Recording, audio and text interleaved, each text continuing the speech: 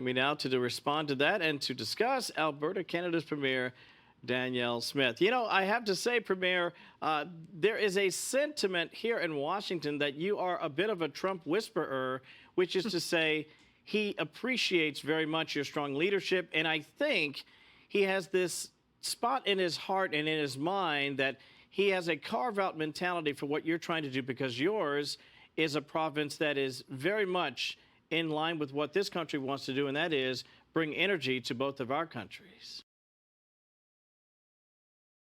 I think that Alberta has such a great partnership with the U.S. on their energy dominance aspiration, and I'm glad that message has gotten through. And it's not just me. You've got some great secretaries who are making that case. You also have the American Petroleum Institute and the Refiners Association and our cross-border pipeline companies.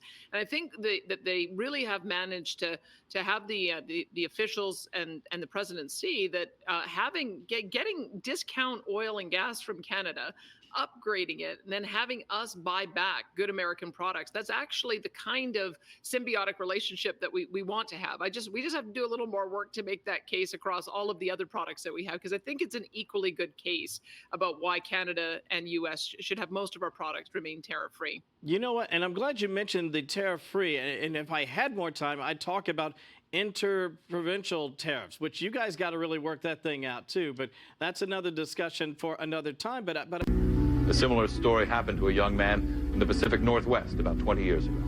It happened. I must say, we had a graphic on earlier where we showed the viewers at home the massive differences in the tariffs imposed by the Canadian government when it comes to market access compared to the access relatively low cost for Canadian goods and services. Can you understand why the White House might be pretty keen on fixing that imbalance? Certainly on dairy products. We have several commodities, dairy and chickens, turkeys and eggs, that are supply managed. It's not really the culture of America to have a monopoly where you limit the amount of production on the producers in order to jack up the prices. But that is one of the reasons why Canada has had that is it's decades-long tradition, and it's part of the reason why our egg and dairy producers, they make the argument that allows them to be more viable. They tend not to sell internationally. It's a protected market. A little bit weird, I know, for the Americans. I don't think you've got anything like that, but it is unique, and I don't want anyone to be left with the impression that that is the way the vast bulk of goods are priced in Canada. 97% of our relationship is tariff-free. We've got a couple of issues that we've got to resolve around the supply-managed industries I mentioned, around timber, but I think that people should feel some confidence that we do have a tariff-free relationship that benefits both of us.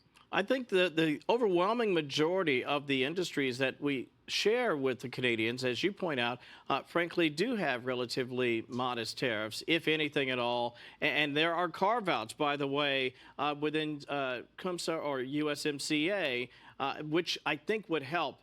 And yet, there's a bit of Canadian pride that seems to be percolating, especially the more the president says things like, you know, if you can't pay your fair share, maybe you ought to just be a state. Let me share a little sound with the president. Get your reaction after this. To be honest with you, Canada only works as a state. It doesn't. We don't need anything they have. As a state, it would be one of the great states anyway. This would be the most incredible country visually. Okay, we've only got 30 seconds. I think what he's suggesting is, without all the sort of restrictions, if we had really free and open trade between us, we would be we meaning the U.S. and Canada, would be the envy of the world.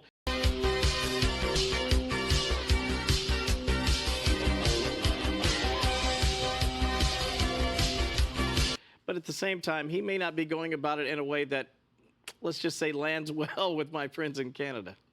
Well, what I would say is he can get everything he wants out of our relationship with a renegotiated USMCA. We do have a special relationship with the U.S. that we want to maintain.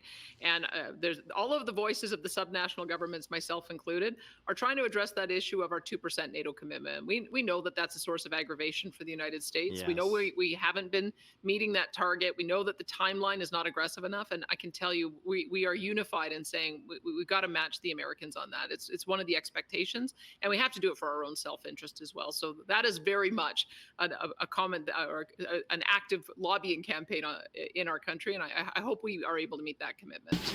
You son of a bitch. I hope so too, and I think a lot of people certainly feel that that's something that can happen. Although a lot of conservatives in the country are like, hey, if Alberta wants to join, the water's just fine. Premier Danielle Smith, you're such a good sport. Thank you so much for your time today. We appreciate it, and continued success to you, your province, and your great country. Thank you again. My pleasure. Alberta's slogan is forever strong and free. So we're going to be continued to be a good friend of the Americans. Yes, indeed, and we'll keep competing with hockey and other things. Thank you so much, Premier. Appreciate that.